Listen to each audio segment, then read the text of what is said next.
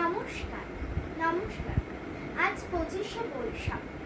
কবিগুরু রবীন্দ্রনাথ ঠাকুরের 165তম জন্মদিবস। সেই উপলক্ষে আমি আপনাদের সঙ্গে একটি কবিতা পরিবেশন করি। নমস্কার। কবি গুরু রবীন্দ্রনাথ ঠাকুরের কবিতা ব্যাকুল। অমন করে আছিস কেন মাগো, খোকারে তোর কোলে নিবি না গো,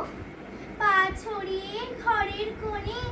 কি যে ভাবিস স্বপন মনে, এখনো তোর হয়নি তো চুল বাঁধা, বৃষ্টিতে যায় মাথা ভিজে, জানালা খুলে দেখিস কি যে কাপড়ে যে লাগবে ধুলো কাদা, ওই তো গেল 4টে বেজে, ছুটি হলো স্কুলে যে দাদা আসবে, মনে নেই গো সেটি, বেলা অমনি গেল বয়ে, কেন আছিস অমন হয়ে, আজকে বুঝি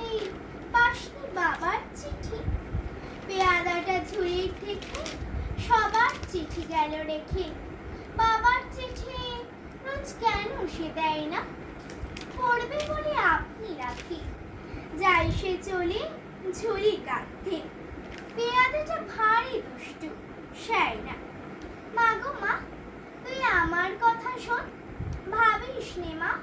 অমন সারাক্ষণ, কালকে যখন হাটের বারে বাজার করতে যাবে পারে, কাগজ কলম আনতে বলিস থেকে, দেখো